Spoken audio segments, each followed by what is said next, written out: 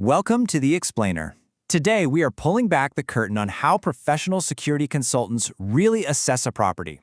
You know, it's not just about picking out some cameras, it's a whole strategic process, and we're going to break down exactly how it works.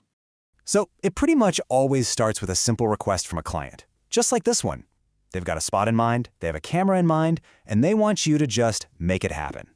But here's the thing. If your first response is just, okay, well, you're already doing it wrong. And this right here perfectly shows you the fundamental difference. See, an order taker, they just follow instructions. But a true consultant, a real professional, immediately comes back with a question. What are you trying to see? That one simple question completely changes the game. Okay, let's really dive into this because it's the core concept. The biggest challenge in any site survey is figuring out the gap between what a client thinks they want and what their security situation actually needs. Here is a perfect real-world example. The client says they want a pan-tilt zoom, a PTZ camera, to read license plates at their front gate. And that seems logical, right? A camera that moves around. But what if that camera happens to be pointed the other way when a car drives by? A consultant knows the right tool for that job is a dedicated license plate recognition, or LPR camera. It's designed to do that one thing perfectly. See the difference? It's about prescribing the right solution, not just selling a product. And this is how you get there. You have to figure out the operational requirement. That's the golden question.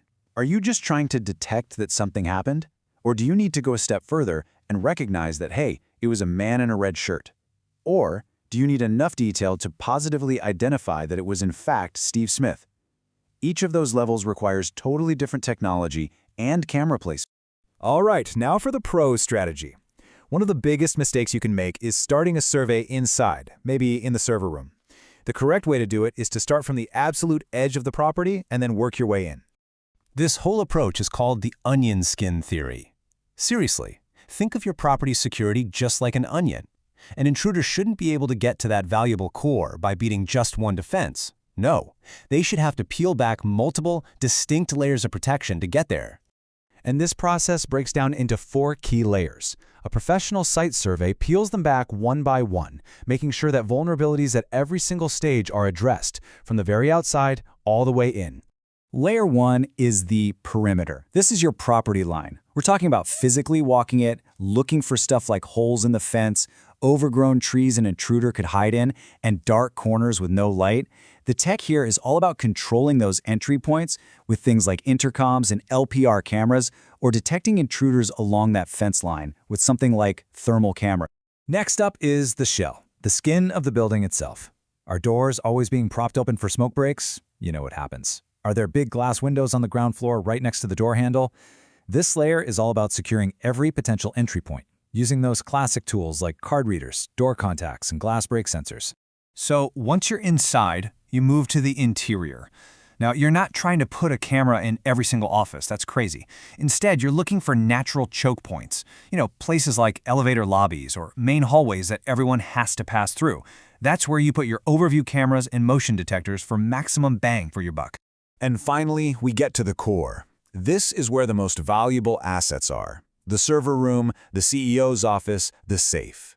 Protection here has to be at its absolute highest. We're talking biometrics, dual authentication, where you need a card and a PIN, and making sure that video recording is on all the time, 24/7. Look, you can design the most brilliant, multi-layered security plan in the entire world, but it's totally useless if the client can't afford it. And the biggest budget killers, they're almost always hidden in the building's infrastructure.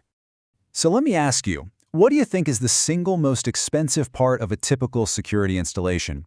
Is it the fancy high-tech cameras, the cutting-edge software, maybe the access control panels? What do you think? It's almost never the cool equipment. It's the labor to install it and the cost of the physical wire you need to connect everything.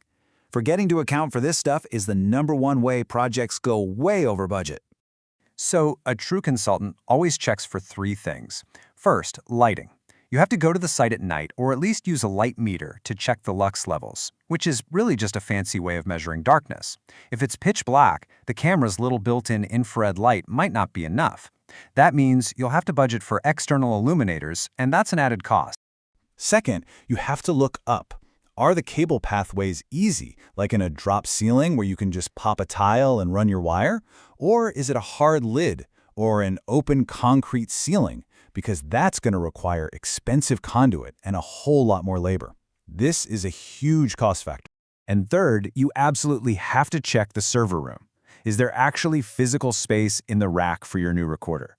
Is there a battery backup to keep the system running if the power goes out?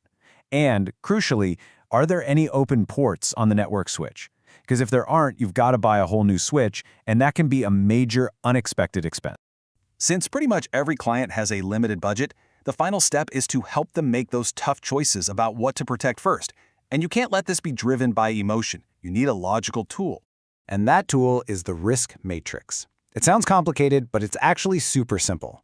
You take a potential threat, let's say bike theft, and you rate its probability on a scale of 1 to 5. Then you rate its impact if it were to happen. You just multiply those two numbers together to get a score. And when you do the math, as you can see here, some risks will score dramatically higher than others. In this example, front door tailgating, that's where someone sneaks in behind an employee, it has a high probability and a high impact, giving it a score of 16. Meanwhile, server room theft and bike theft, they both score a 5.